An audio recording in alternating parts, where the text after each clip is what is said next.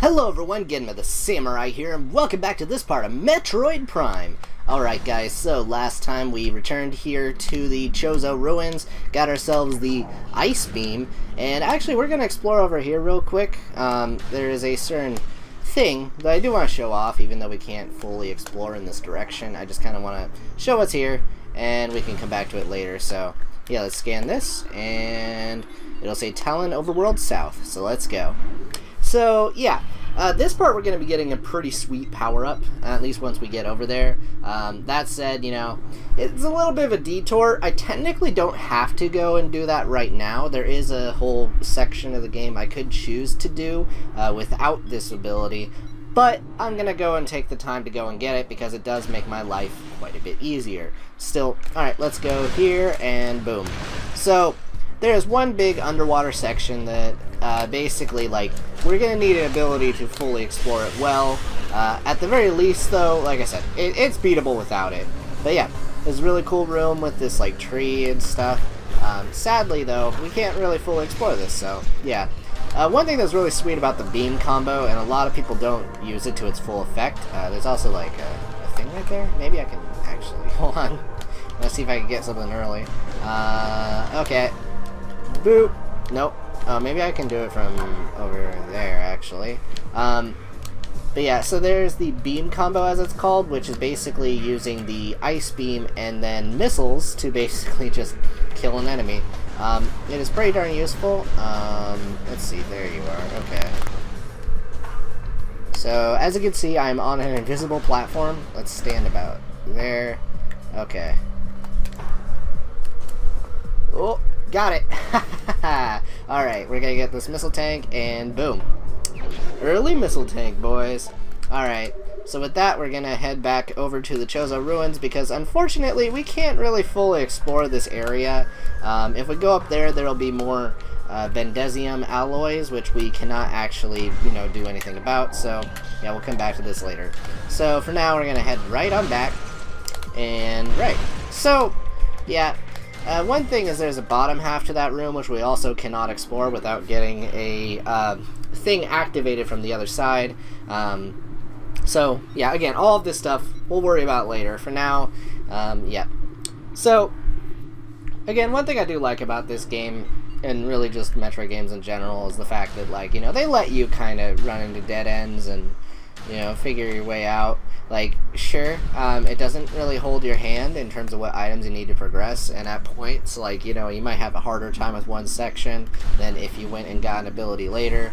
I think Metroid games are really great on replayability and all that kind of stuff, but even more so, I still think that this game has amazing atmosphere. Now, I personally have been pretty just kind of, like, non-stop talking about, you know, like, why I enjoy this game, but, like, really, the atmosphere of this game is really darn good. It makes you feel like you're there, and it's just, I don't know. Now, one thing that is unfortunate, though, I will say, is I played this game enough times that I am definitely not as sucked in as I used to be. When I was, like, really young, there were parts of this game that just, like, spooked the heck out of me. But now, I don't really get that anymore. Like, it's just like a fun game for me to just kind of run through and collect everything. But yeah, there were parts of this game that did scare the frick out of me, and I really like that. But yeah, I really do hope that the next Metroid Prime game can bring back a lot of that, because yeah, that's just something that, you know, I really miss about my first playthroughs of a lot of these games. Even still, let me shoot you. Come on, just stand still already so I can just one-shot you. Alright, boom. There we go. Well, I should say two-shot. I really, really, really like the beam combo. Again, I think people use it too little in their individual playthroughs. If you know what you're doing with it, it can, like, really break the game. Now, if you're wondering what the heck I'm doing right now, I'm trying to land in a thing. Nope, I think I missed it. Okay. There's a little slot right there. If I landed it just right, I would have gotten it. But it's okay. We're moving on. So, yeah. One thing about that missile tank I did collect with that invisible platform, though, is that that's one I very commonly forget about when I play this game. I know in one of my practice runs, I was like looking around everywhere, and I was like, what am I missing? And that was the last one I got, because I was just like, I don't know. There's other secrets in that room as well that I normally try and get, but that one just kind of, yeah. Yeah, we were just at the space pirate location right there, where there were some space pirates running around. We'll have to come back to that later, but yeah, we'll be able to fully explore that once we have more abilities. In the meantime, yeah, we're gonna head all the way back to Phendrana, so shouldn't be that long of a walk. You guys know how short travel between areas can be in this game as we hit these new abilities, so I'm gonna jump over here. Boop. Okay. Actually, I probably could have even just jumped, like, up there. Yeah, cool. Alright. Boom. Alright, so that was simple enough. So let's go over here, kill that. Alright. So, yeah. Like I said, this game is pretty darn straightforward. I know how to just kind of gun my way through this game, especially on like Wii when I have like the free aim and stuff like that.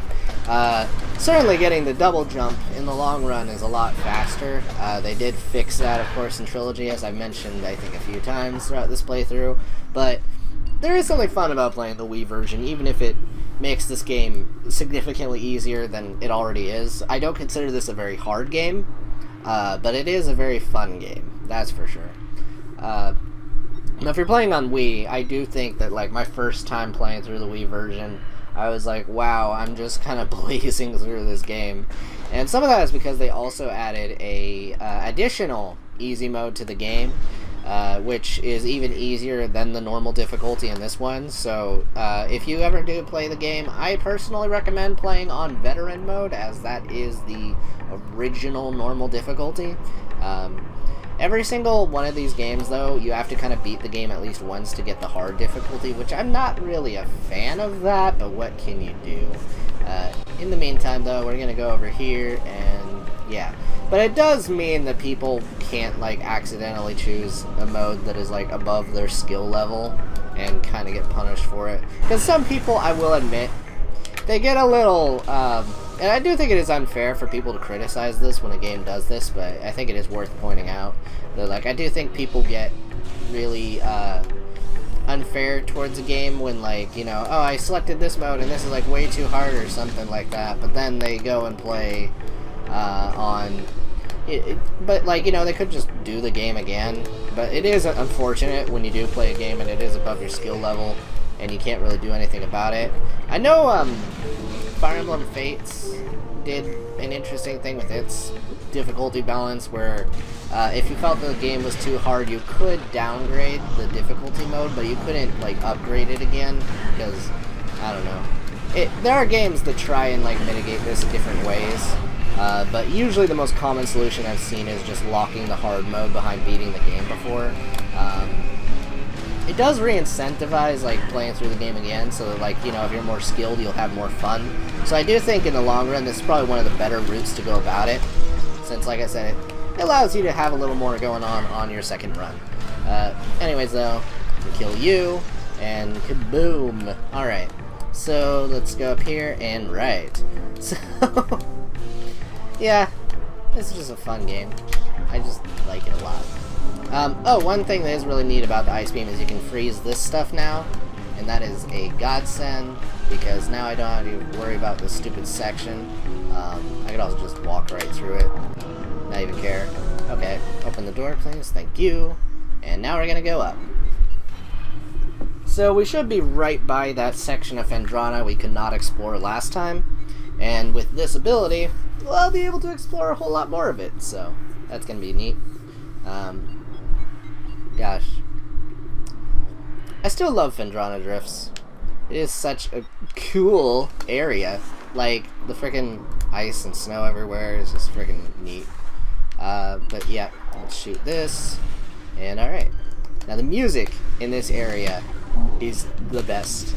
You're hearing it right about now, but man, I'm just gonna let it play for a bit.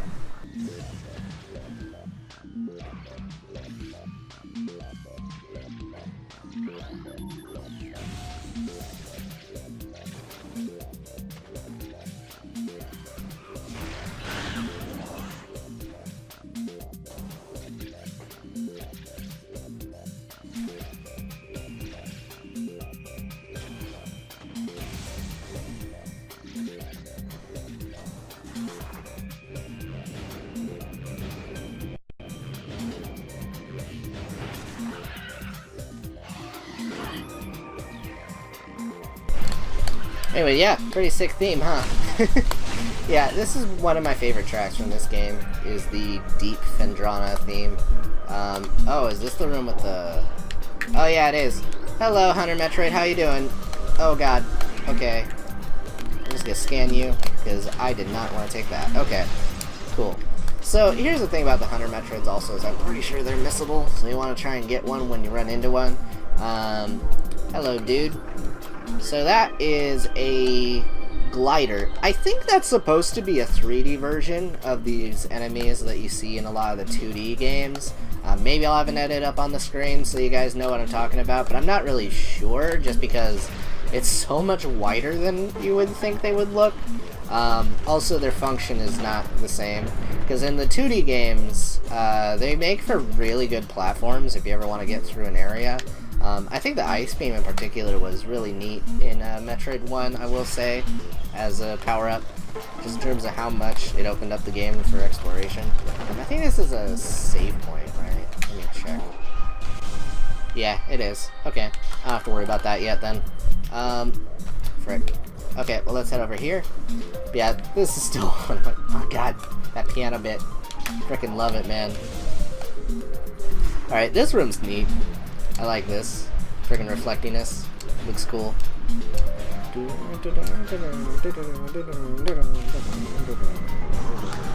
Oh. Hello. Let me shoot you. Okay. Alright. Oop. Alright. Frickin' beam combo is the best, guys. I don't even care. There's also these enemies in Prime 2. Even though you don't really get the Ice Beam in that game, you get an ability that functions in a really similar way. And it does a pretty good job of taking them out. But I have heard people call foul on me refuting. More on that later. I'll save that for whenever I get to that game, but it is one thing for people that, you know, if they don't know much about Prime 2, it makes the game a lot easier. Let me scan this. So I forgot what this was called. Gel Zap. So these things are pretty annoying. They basically like open their mouths and they like can suck you in. Also they affect your vision, which I'm not a fan of, but it's okay. Let's go here, and okay. So yeah, we do have to go through this section, of course, which is primarily water, and we cannot move very well in water, and our vision is not exactly the greatest. So that's something to be, you know, wary of. Maybe we'll get something about that in a bit, but either way. If you guys have played the 2D games, I think you guys know what's coming up. Especially if you played, in particular, Super Metroid. Shoot that one. Okay, I think that's all of them. Okay, sweet. Let's go here, and then we can get this missile tank. Do do do do do do. Love this. All right, let's go here and attack this. Gosh, this game is so freaking good, guys. Like it's super iconic. Like I don't know. This is one of those games, like I said, that like a ton of people like, and I think it's totally validated for it. Like, let's look at this frickin' tentacle-looking dude here. All right.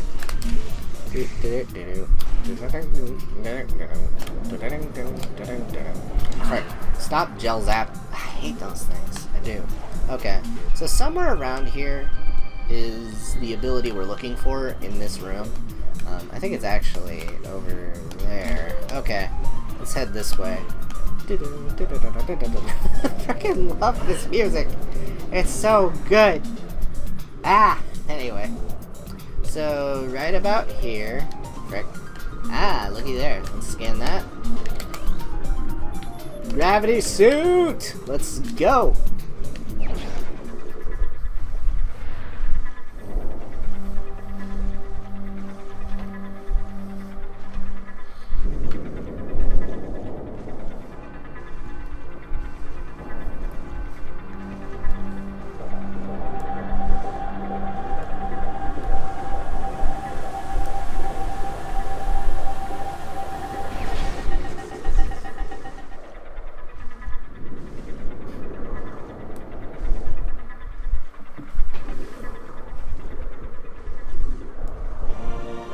Gravity suit acquired.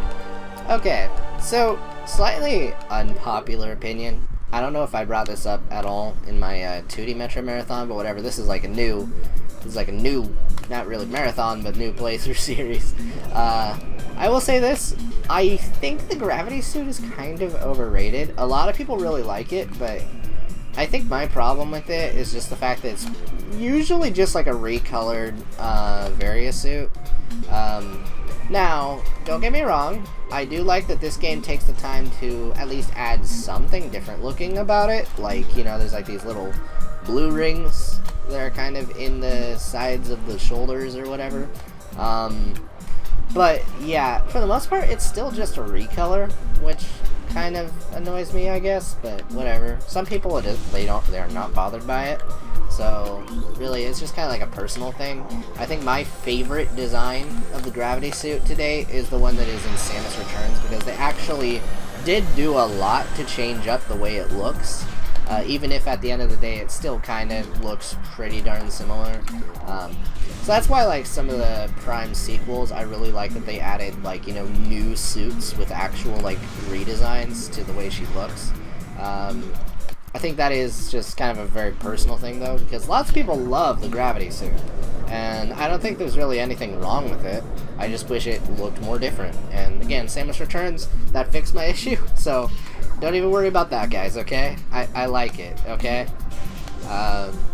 But yeah, anyways. Hello, dude. Bye. Oh wait, do I just shoot it again? Okay, that works too. Yeah, some of these guys, like, I don't know. Those guys are kind of weird in terms of how you kill them. Just because their, like, weak spot is, like, not their body, but, like, this weird energy ball they have on their face. It's kind of weird.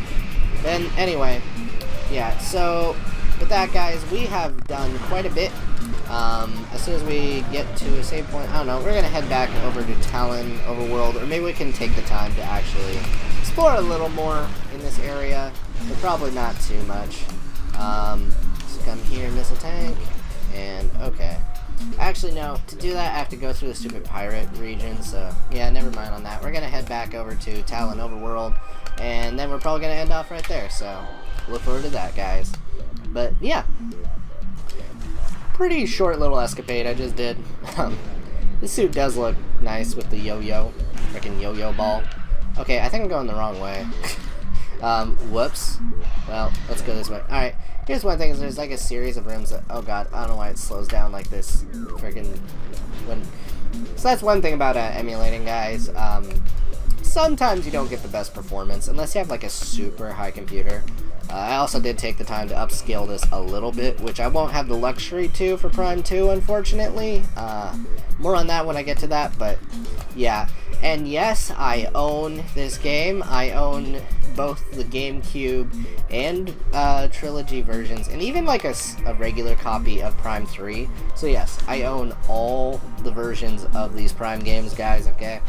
Do not pirate, guys, just letting you know. Like, I mean, I know I'm not the most innocent, but I do try to, whenever I can, own games that I play. Because I do think it is important, especially for, like, you know, big franchises, for, like, you know, companies to get paid for what they're doing. I am hoping that, you know, we get an HD remaster of this trilogy. As of now, like, I do understand, though, for a lot of people, just because I don't know what money would actually go to Nintendo unless you bought some of these copies from them themselves, but yeah, that is a legit argument I've heard from some people. But I do think, guys, if there does come out with an HD version, you guys should probably get it for most likely the Switch. I think it would be a smart move for them to do that, just to build up hype for Prime 4, so people have a chance to actually play, you know, the games leading up to it. Because, yeah, I think that's really important. I think also having the other 2D games be accessible would be really good as well.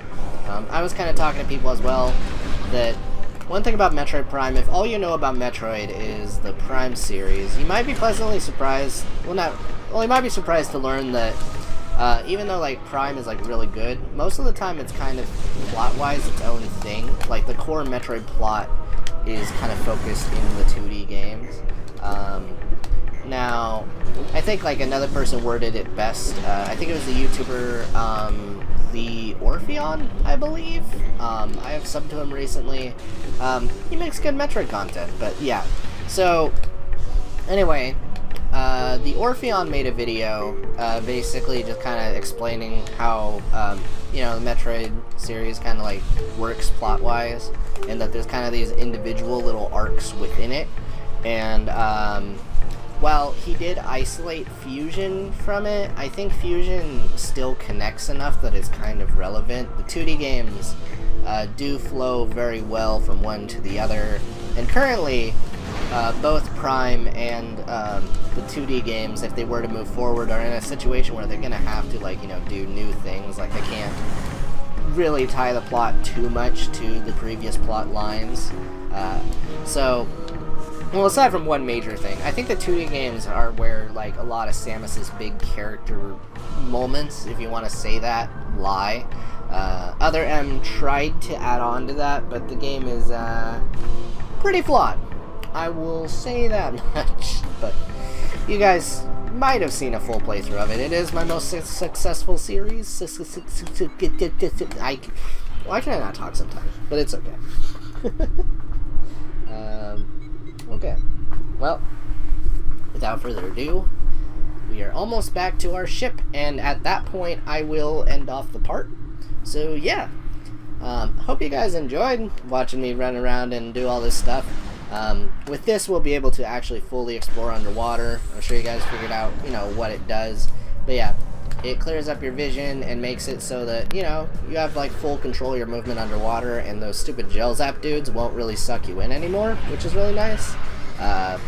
We're gonna run into more gel zaps, but for now, you know, we're in a pretty good situation, I'll be honest. So, either way, though, let's go here. Oh, did the music, like, just change? I freaking love this theme. It's so freaking good. Okay. Like, the music in this game is freaking legendary. Like, I don't care what anyone says. It's just so good. But yeah, anyway, let's do that. Boom. Okay.